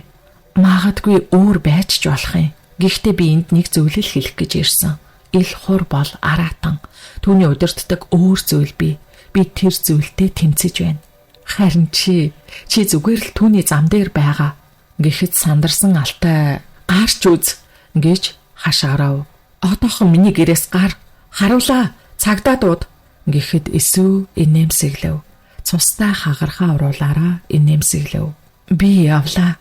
Гэхдээ нэг зүйлийг санаж ав. Тэр чам дээр ирэх болно. Гэхдээ тэрнээс өмнө би түүнийг олох болно. Гээд эргэж хаалга руу алхав. Яг тэр мөчөд Алтай уурандаа багтарч гартах хундагтаа дарсаа Иесугийн араас шидэв. Хундаг хананд хаагран улаан дарс Иесугийн нуруунд дээр цацагдав. Зайл муу гуйлагчин дахиж миний нүдэнд битгий үзэгдээрээ. Иесус зог туссангүй. Тэр хаалгаар гарч лифтэнд оров. Тэрээр хотхны хаалгаар гарч хүйтэн гудамжинд дахин гарлаа. Тэр яг юу хийчихв? Тэр Алтайг айлгсан. Тэр түүнийг үдсэн. Одоо Алтай Илхурт бүхнийг ярих болно. Илхурын уур хилэн улам бадрана. Тэр үнэхээр өөрийгөө өгөөш болгож чаджээ. Тэр алхаж байтал хажууд нь нэг хар машин ирж зөөлөн зогсов. Иесус айсандаа биш харин ч сониуч зандаа хөтлөгдөн зог тусав. Машины арын хаалга онгоолоо. Суу. Энэ бол төлөгчийн дуу биш байв. Энэ бол өөр илүү сонин хүйтэн дуу байлаа. Иесус машин суув. Дотор нь тэрхүү шар хувцастай төлөгч биш, харин үнэтэй хар костюм өмссөн, дунд эргэм насны хурц гарцтай сорвтой нэгэн ир сууж байв. Түүний царай яг л чулуу шиг ямар ч мэдрэмжгүй. Чи Алтай дээр очсноороо маш том алдаа хийлээ гэж тэр ир хүйтнэр хэлв. Би таныг дуудах гэж тэр төлөгч үү гэж дуурсан ир түүний үгийг таслаад тэр бол зүгээр л нэг хэсэг. Чиний тоглоомын талбар чинь бодож байснаас чинь хамаагүй том. Чи Алтайг оролцсноороо зөвхөн ил хурийн биш өөр олон хүний анхаарлыг татчихлаа. Надад хамаагүй. Надад нөгөө зүйлийг минь өг. Тэр сахиусыг гэхэд нөгөө ир инээмсэглэв. Яг л Алтай шиг тохуурхан инээмсэглэж чи үнэхээр итгэлгүй хүн юм аа. Тэр сахиусыг авсан. Чиний сорилт үргэлжилж байна. Гэхдээ чиний өнөөдрийн үйлдэл, чиний тэнэглэл, бас чиний зориг эзэнд таалагдсан. Эзэн гинэ хэмээн гайхангүй асуухад төлөгч гэж тэрээр нүдээ ирмэв. Тэр чамайг хүлээж байгаа. Гэхдээ чи тэр зэвсгээ буцааж авахын тулд эхлээд түүнийг хэрэглэж сурах ёстой. Чиний нүд нээгдсэн. Чи сүүдрүүдийг харсан. Чи тэдэнтэй яаж тэмцэхээ мэдэхгүй. Чиний дараагийн зогсоол бол сургууль. Машин харанхуйг нэвтлэн хурдалж Иесуг хаашаа ч юм авч одлоо. Тэр айсангүй. Тэр эцэст нь зөв зам дээр орсон мэт санагдаж байв. Түүний өшөө авалт дөнгөж эхэлж байгаа нь энэ ажгүй. Харунгийн цонхон бүрээстэй тансаг машин хотын гэрлэн дундуур ямар ч дуу чимээгүй зөөлөн гулсах мэт хөдлөн. Иесус арын суудалд хөшөж биеэ чангалсан чихтэй суух бөгөөд хагархай шилэн зүсэгдсэн алганыхан шархнаас цус тусалсаар шинхэн авсан задуурын өвдөлд хавирах толгой нүрийг нь янгинуулах ажээ. Гэвч тэр энэ бүхнийг анзаарсангүй. Бүх анхаарал хажууд нь суух үл таних эрдээр төвлөрчээ. Тэр эрийг хэрлэн гэдэг бололтой. Өмнөх жолоочин түүнийг нэг удаа тэгж дуудсан юм. Тэрээр дунд эргэм насны нүүрэндээ гүн саривтай үнэтэй хар костюм өмссөн нэгэн агаад гарц нь яг л чулуу шиг хүйтэн ямар ч мэдрэмжгүй гэмээр Иесус рүү нэг ч удаа ихцэлж харсангүй. Зүгээр л урд суудлын түшилгийг ширтэн гүн бодолд автсан мэт суун. Чиний аз таарчлалтай гэж хэрлэн эцэст нь аниргүй байдлыг эвдэн яг л өөртөө ярьж буй мэд хүйтэн хоолоогоор хэлээд хэсэг зуур чимээгүй байснаа. Эзэн чамд итгэж байсан. Гэхдээ чи тэнгэл юм хийлээ гэхийг сонсоод Есүс амьсгаагаа түгжөв. Би түүнийг дуутах гэж л алтайг өдөж үү гэж хэрлэн түүний үгийг таслав. Тэнгэл байна. Гэхдээ зоригтой. Чи өөрийгөө өгөөш болгосон. Өгөөш болгохдоо чи өөрийгөө юунд хайж байгаагаа ч мэдээгүй. Чи ил хорийн уурыг хүргэв. Бас алтайн уурыг хүргэв. Хамгийн гол нь чи тэдний анхаарлыг татчихлаа шүү дээ. Тэднийг ээж хэний анхаарлыг татсан? Надад одоо хамаагүй. Хар утаа гэж хэрлэн товчхон хэлв. Чиний харсан тэр зүйлс тэднийг бид буг гэдэг. Чөтгөр сүнс юу гэж нэрлэх нь хамаагүй. Хамгийн гол нь тэд бол бодит агаад айдас уур хилэн хүчирхийллээр хоололдог. Чиний нөхөр ил хур бол зүгээр нэг архичин зодон чир биш, жинхэнэ үүрэн юм. Бугуудын гол хооллогч газар бас тээгч. Есүгийн бие жихүүцэв. Шүн харсан аимшигт амьд могоо мэт ороосон хар судлуудыг дахин саналаа. Тэр галзуураагүй байж, энэ бүхэн үнэн байж. Тэгээ та нар яадгийн гэж чичирхийлсэн хоолоогоор асуухт нь бид агндаг гэж хэрлэн хэлв. Эсвэл цэвэрлэдгийн хэмээн хэсэг хугацааны дараа нэмж хэлв. Машин хурдаас ааруулж хотын захын үйлдвэрийн бүс рүү эргэв. Энд бүх зүйл эвдэрхий, харанхуй, орхигдсон эсүүгийн амьдрал шиг болсон газар ажээ. Машин олон давхар байшингийн доорх хуучны машины зогсоол руу орж дээшээ биш харин доошоо газрын гүн рүү эргэлдэн явлаа. Хамгийн доод давхарт гэрэлчгүй чийг үнэрсэн мохорт очиж зогсоход одоо буу гэж хэрлэн тушаав. Есүс машинаас буухад хэрлэн бетонын ханны нэг хэсэг тулж очоод үл үзэгдэх товчлуур дээр дарав. Хан ямар ч дуу чимээгүйгээр хоёр тийш нээгдэж дотроос нь тод цагаан гэрэл нүд гэл болохт нь Есүс нүдэ ханийлгавал өмнө нь гайхмаар дүр зураг тодорлоо. Машины зогсоол биш ажээ.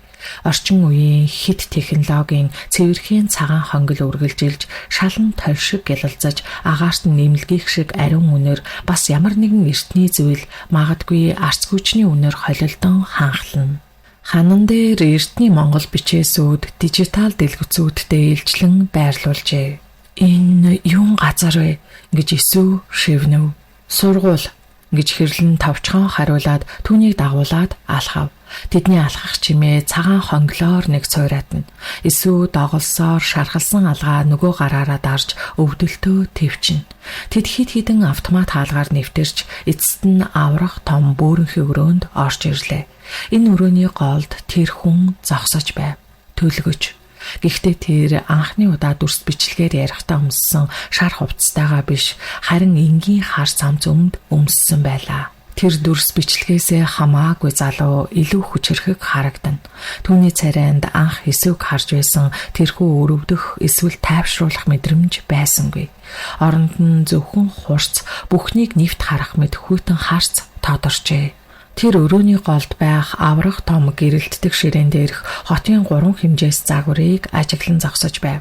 Загвар дээр олон тооны улаан цэнхэр цэгүүд анивчна. Есүс гэж тэр эргэж харалгүйгээр хэлв. Түүний намуухан дөө өрөөгөөр нэг хүйтнэр цорайтаж чи ирэх ёстой байсан. Гэхдээ ийм байдлаар биш. Есүсийн доторх бүх айдас өвдөлт гинтхэн асар том уур хилэн болон дэлбэрчээ. Сүүлчийн удаа ил хурд задуулсан тэрхүү доромжлол өөрийнх нь арчаагүй байдал энэ хүний түүгээр тоглосон тоглоом. Та чинь гэж тэр хашгираад та намайг орхисон. Та намайг түүнд дахин зодуулахаар үлдээсэн. Энэ бүхэн таны тоглоом байсан юм уу? Намайг шалгасан хэрэггүй. Та намайг өгөхийг хүлээж байсан юм уу? Гээд урагш нэг алхаж шархалсан цуснд бодогдсон алгаа түүнд харуулж "Үүнийг харал да. Энэ таны ажлын үр дүн үү?" Хэрлэн түүнийг зогсоохоор урагшилсан ч төлгөч гараа өргөн түүнийг болиулав. Тэр ажуухан эргэж Есүс рүү ихцлэн харж "Тийм ээ. Энэ шалгалт байсан" гэж тэр хүйтнэр хэлээд эхний шалгалт бол итгэл байсан. Чи эхнийх нь саад дээр л бүдэрсэн. Гэхэд Есүсийн хоолой чичирч би цодуулсан штэ. Тэр хамгаалалт ажиллаагүй гэж өчгөөд хамгаалалт ажилласан гэж төлгөч түүний үгийг таслав. Тэр тойл чамайг хамгаалах биш, харин чиний өвдөлтийг буцаах зорилготой байсан. Тэр чиний нүдийг нээж чамд дайснаа харуулсан. Чи зодуулсан. Харин дараа нь тэр тойл чиний амссан бүх өвдөлтийг цохилт бүрийг хуримтлуулж аваад ил хурт өөрт нь буцаасан. Тийм учраас л тэр эмнэлэгт очтлоо зодуулсан. Гэхэд Есүс чочролд оров. Тэгэхээр тэр үед ил хурыг зодсон нь гэж бодож байтал гэтэл чи яасан гэж төлгөж үргэлжлүүлв. Түүний хоолой улам ширүүсэв. Чи тэр Зевсгийг хараад түүний хүчийг мэдрээд дайснаа харсан атлаа чи юу хийсэн бэ? Чи айсан. Чи итгээгүй. Чи тэнгэр лус газрын айлтгалын чамд өгсөн бэлгийг өөрийнхөө цорын ганц Зевсгийг хогийн сав руу шидсэн. Чи өөрийнхөө хамгаалалтаас татгалцсан гэлээ. Үгүй би гэж ярьсан Есүс юу хэлэхээ мэдсэнгүй. Энэ бол харгас зүйл. Гэхдээ л үнэн байв. Чи Зевсгийн хайсан тэр мөчөд гэж төлөгч үргэлжлүүлж бид түүнийг буцаан авсан. Учир нь чи түүнийг эзэмших эрхгүй болсон. Чиний итгэл алдарсан тэр мөчөд тэр тойл чамайг хамгаалахаа болсон. Тийм учраас ил хур чамайг дахин зодож чадсан. Энэ бол миний буруу биш ээ. Энэ бол чиний сонголт. Чиний 20 жил хуримтлагдсан сул дорой аймхай зангичин үр дүн. Гэхэд Есүсийн нүднээс нулимс урсаж эхлэв. Гэхдээ энэ нь өрөвдөлтөй сул дорой нулимс биш, харин уур хилэн гомдол бас ичхүүрийн нулимс байлаа. Тэр үнэхэрийн тэгсэн бас бууж өгсөн. Тэгээд одоо яах юм гэж тэр шүдээ 100 асуусны дараа та намайг энд авчирч байгаад бас тохуурах гэсэн юм уу? Эсвэл намайг үххийг харах гэсэн юм уу? Хэрэг бид чамайг үхээсэ гэж хүссэн бол гэж төлгөж хэлээд хэсэг зуур чимээгүй болсноо. Бид чамайг алтаар очсны дараа ил хурын гарт үлдээх байсан. Чиний алтаа дээр очсон тэнэг үйлдэл чиний амийг авах байлаа. Ил хур одоо чамайг алтаатаа нийлж өөрийг нь алах гэж оролдсон гэдэгт бүрэн итгэсэн. Тэр чамайгч алтайгч алах болно. Гэхэд төвчээрээ барсан тэрээр тэгвэл яах гэж намайг авчирсан юм? Учир нь чиний тэр тэнэг үйлдэл чинь тэнэг байсан ч бас зоригтой байсан. Чи айхаа болсон. Чиний доторх айдас өхөж оронд нь цэвэр уур хилэн өшөө авалтал үлдэж. Энэ бол аюултай. Гэхдээ энэ бол бас хүч. Хэрв зөв залж чадвал энэ бол хамгийн агуу зэвсэг. Гэсээр Есүс рүү ойртов. Чиний нүд нэгэнт нээгдсэн. Богуудыг харсан. Тийм болохоор одоо жирийн хүн биш болж эргэж буцах замгүй болсон. Чамд хоёр л сонголт байна. Нэг бол эндээс явж ил хурт алуул, эсвэл энд үлдэж тэр бугууттай хэрхэн тэмцэхийг сур. Ингэсээр цааш нааш холхиж эхлэхэд нь сорно гинэ гэж айсан байртай асуув. Тийм ээ, энэ бол сургууль. Бид чам шиг хүмүүсийг олдог. Хүчирхийлэлд нүдүүлж сүнсэн шархалсан гэхдээ дотроо галтай хүмүүсийг. Бид тэдэнд харахыг, тэмцэхийг, агнахыг заадаг. Есүс шархалсан алгаа атгав. Надад тэр сахиусыг буцаагаад өг. Тэр толийг би одоо билээ. Түүнтэй тулалдан. Төлгөч цустай гарлуун дараа нь хөхөрсөн нүүрлүүн харж ийм байдалтай юу гэж бараг л инээмсэглэх шиг болоод хугарсан хавирга, шархалсан гартай. Чи өөрийгөө ч дийлэхгүй байж яаж тэр бугуудад дүүрсэн үүрийг дийлэх юм? Чи нэг өдөрч тэсэхгүй гэсээр дахиад л Есүсийн өмнө тулж ирэв. Түүний харц зөөлөрч яг л анхны удаа ярьж байсан шигэ болжээ. Есүс, чиний эхний дайсан бол ил хур биш. Эхний дайсан бол чиний доторх 20 жилийн айдас сул дорой байдал өөрийгөө өрөвдөх сэтгэл учир эхлээд өөрийгөө эдгэх ёстой гэлээ. Би эмнэлэгт очихгүй. Энэ биеийн эдгэрэлт биш ээ. Сүнсний эдгэрэлт. Нөгөө галын засал, лусын хамгаалалт тэр бол зүгээр л нэг удаагийн засал байгаагүй юм. Тэр бол чиний доторх хүчийг сэрэх эхлэл байсан. Одоо чи түүний жинхэнэ утгыг, жинхэнэ хүчийг хэрхэн ашиглахыг сурах болно. Чи өөрийгөө дотроосоо эдгэж, өөрийнхөө хүчийг удирдах сурсны дараа л тэр зэвсгийг эзэмших эрхтэй болно. Гээд хэрлэн рүү дохив. Хэрлэн ураг шалхаж Есүсийн өмнө ирээд чиний сургалт эхэлж байна. Эхний хичээл эдгэрэлт. Гэхэд Есүс төлөгч рүү хараад дараа нь цуснд будагдсан алгаа харж аажуухан атгалаа. Өвдөлт нь түүнийг уламж хүчтэй болгох шиг мэдрэмж төрхөөд би билээ гэж тэр шүдээ 100 шивнэлээ. Би билэн гэж Иесус шүдээ зон шивнсэн нь түүний гонигт амьдралын төгсгөл болж байх шиг өөрт нь санагджээ. Энэ дуу хоолойг ямар нэг зүйлээр зүссэн мэд хачин болж сонсогдсон ажээ. Төлөгчийн өмнө зогсохдоо биеийнхээ бүх хүчээр хугарсан хавирхныхаа өвдөлтийг үл тоонцыг зогсхийг хичээнэ. Цусаар будагдсан шархалсан алгаа чанга атгасан нь түүний цорын ганц бат зогсох түшгэн байв. Төлгөч нүдрүү нь удаан ширтлээ. Тэр харцсанд өрөвдөх эсвэл багтах ямар ч шинж алга. Зөвхөн хинжиж сэгнсэн хүйтэн шинжил байлаа. Бэлэн байна гэж үү? гэж тэр бараг л өөрөөсөө асуух мэт хэлэв. Чи юунд бэлэн байгаагаа ч мэдэхгүй байна. Чиний энэ бие бол зүгээр л нэг сав.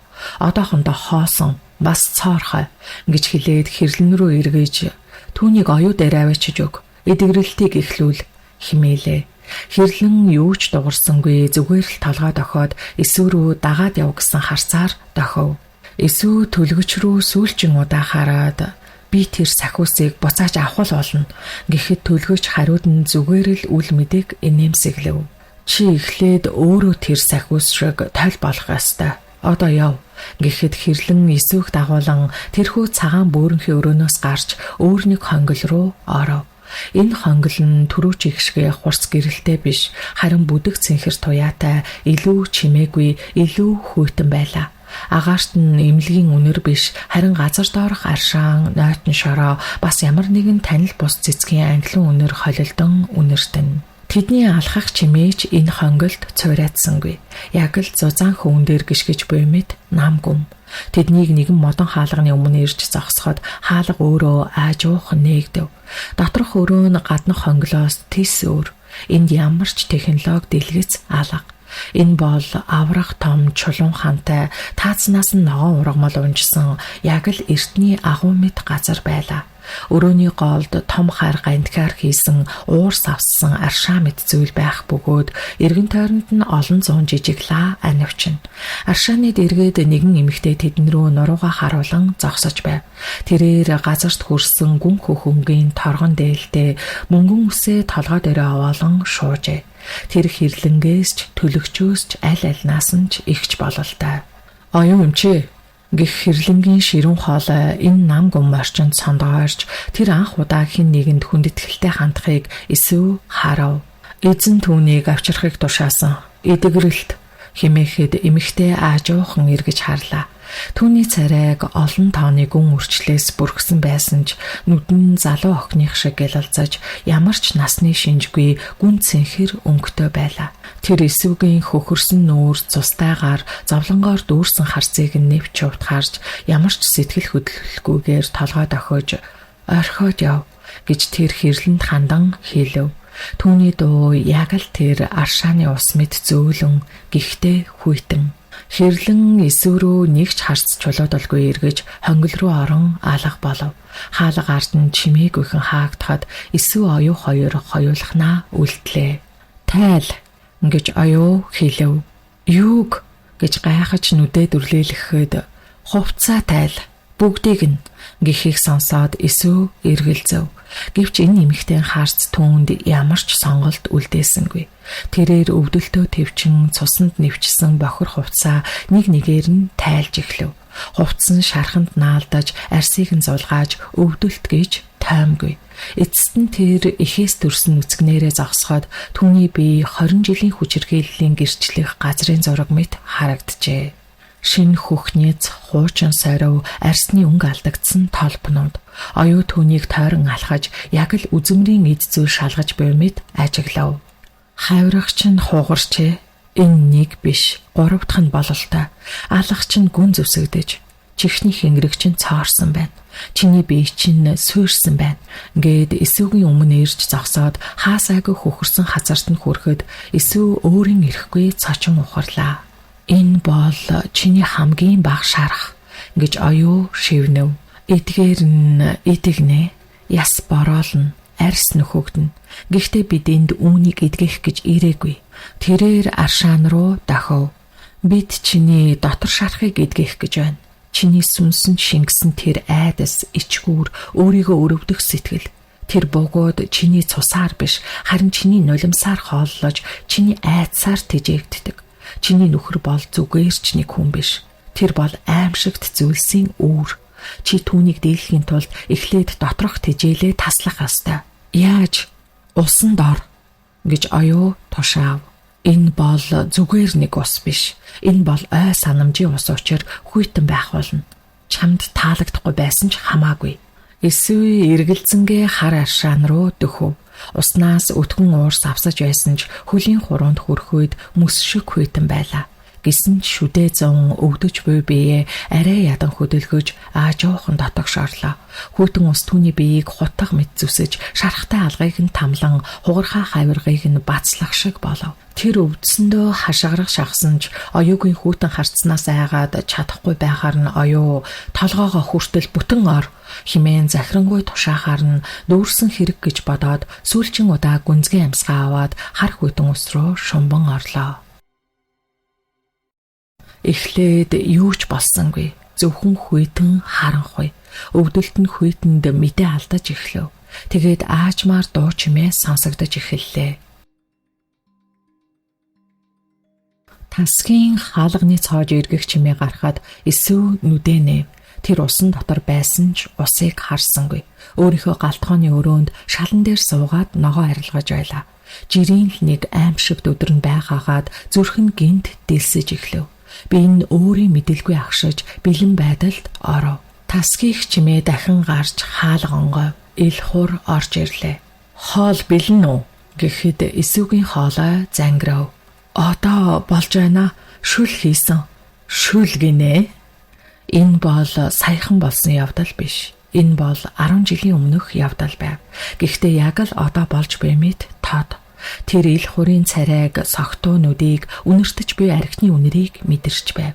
Тэр гараа далаахад эсв нүдэ анлаа. Хүчирхийллийн хүнд гарын тас хийж буусан цохилт. Гэхдээ энэ удаад өвдсөнгүй. Ус хүйтэн өвдөлтийг нь даржээ. Зураг солигдов. Тэр одоо хүүхдүүдийнхээ өрөөнд байна. Тэд 7-8 настай. Тэднийг тэрвэрэд уйлж байна. Аавч намайг дахиад л зодлоо. Хүн түүнээс өөрийгөө түлхэн холдуулж таал аавын уурыг хүргээвэз аав бол сайн хүн гэж хэлв. Охин нь юу ч хэлсэнгүй зүгээр л уцаа ширтэн. Яг л одоогийнх шиг. Энэ бол түүний жинхэнэ шархаагаад хавирганаас нь илүү гүн өвдгөж буй зүйл. Түүнийг 20 жил ил хурын хажууд барьсан гинж хүүхдүүд нь. Тэд чамайг үзэн яддаг гэж харанхуугаас нэгэн хоолой шивнэв. Энэ оюугийн хоолой биш. Энэ бол хүйтэн ирээлжилсэн яг л тэр хар утаа шиг хоолой. Чи бол бүтэлгүйтэл. Чи бол хохирогч. Чиний хүүхдүүд хүртэл чамайг орхисон. Дахин зураг солигдов. Тэр хогийн савны өмнө зогсож байна. Гарт нь тэрхүү хар арьсан боодолтой сахиус. Хог лөөвөрчин гэж тэр өөрөө шивнэж байлаа. Тэр өөрийнхөө итгэл алдарч буй тэнэглэлийг хажуугаас нь харж зогсов. Чи сул дараа гэж нөгөө хоолой дахин шивнэв. Чамд зэвсэг өгсөн ч чи түүнийг ашиглаж чадаагүй. Чи өөрөө түүнийг хайсан. Чи үхэх ёстой. Ус гинт хүндэрч түүнийг доош нь татаж эхлэв. Уушг нь агаараар дутаж амьсгаа авах гэж тэмцэлдэв. Энэ бол амиа хорлох гэсэн анхны оролдлого нь ажээ. Ороолтой хүзүүндээ ороож байсан тэр мөч. Зүгээр л бууж өг. Ингээд дуусах. Үхэл бол зүхталт гэж улам доош чангаахад үгүй гэж эсүү дотроо тэмцэв. Чиний амьдрал утгагүй. Үхэлч гэсэн утгагүй. Хүүхдүүд ч гэсэн чамайг мартна. Тэрхүү хар утаа, тэр буг түүнийг усан дотор ороож доош нь чангааж байлаа. Тэр 20 жилийнхээ айдас цөхрөлд живжээ. Гинт тархинд нь өөр нэгэн дүр зураг тодров. Ил хур, шалан дээр цусандаа хутгалдан дөрвөн хөллөн унсан. Түүний эмнэлгийн үүдэнд харсан тэрхүү айдас. Тэр үед түүний мэдэрсэн тэр зүйл. Энэ бол айдас байгаагүй. Харин эсэргээрээ жинхэнэ таашаал байсан билээ. Үгүй. Эсвгийн дотор ямар нэгэн зүйл тасрав. Энэ бол яс биш, сүнс байлаа. Тэрхүү 20 жилийн турш хуримтлагдсан айдас, ичгүүр, гомдол гинтхэн хэлбэрээ өөрчлөв. Тэр нулимс биш, харин шатхуун болон хуурж өөрийгөө өрөвдөхөө байлав. Тэр одоо хохирогч биш агаад уур хилэн болон хувирчээ. Үгүй, гэж өөртөө хэлээд усан дотор нүдээ нээж биеийг нь ороосон хар сүдрүүд рүү хашгирав. Түүний хашгираан усны дотор бөмбөлөг болон цацагдахад бүх хүчээ дайжлан усны ороолоос хөлөө хүчтэй жин түлхэж дээшээ тэмүүлв. Урагшаа! Тэр усны мандлыг цоолон гарч ирэхдээ амьдралдаа анх удаа жинхэнэ утгаар нь амьсгал авахдаа хахаж цацаж аршааны хүйтэн ирмэгээс зуурлаа.